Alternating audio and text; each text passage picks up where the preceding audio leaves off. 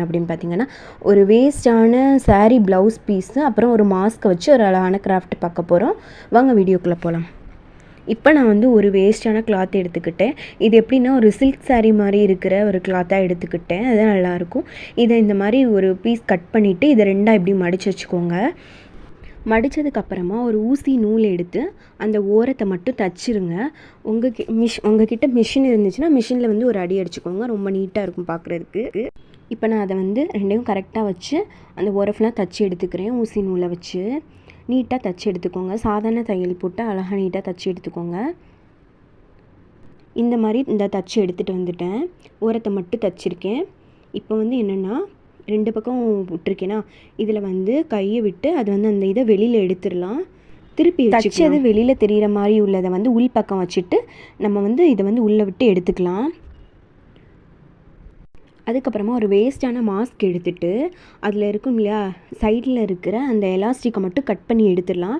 Cut பண்ணி எடுத்துட்டு எலாஸ்டிக்கோட ஒரு பக்கம் வந்து ஊக்கு குத்திட்டு நம்ம தச்சு வச்சுருக்கோம் இல்லையா அதில் ஒரு சைடில் விட்டு அப்படியே கோர்த்து வெளியில் எடுத்துகிட்டு வந்து முடிச்சு போட்டுக்கலாம்.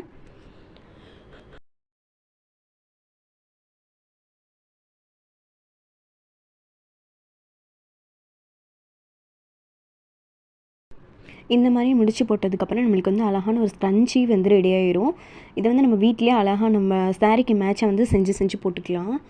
அதுக்கப்புறமா இந்த ஸ்க்ரன்ச்சியில் வந்து இப்படி கீழே வந்து வர்றது மாதிரி 2 கிளாத் கொடுத்துருப்பாங்க இல்லையா அதை வந்து நம்ம செய்யலாம்.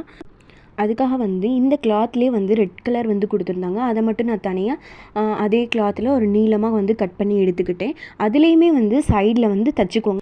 தைச்சதுக்கப்புறமா முன்னாடி நம்ம சொன்ன மாதிரி தான் தையல் தெரிகிற பக்கம் உள் சைடு வச்சுட்டு வெளியில் வந்து தையல் தெரியாத பக்கம் வந்து வச்சுட்டு லாஸ்ட்டில் வந்து அழகாக ஒட்டிக்கோங்க. இல்லைன்னா தச்சும் வச்சுக்கோங்க. நான் வந்து தச்சுட்டு வந்து அதை வந்து நடுவில் வந்து அழகாக வந்து நான் கட்டுற மாதிரி கட்டி வச்சிட்டிங்கன்னா அழகான ஸ்க்ரன்ச்சி வந்து ரெடி ஆயிரும்.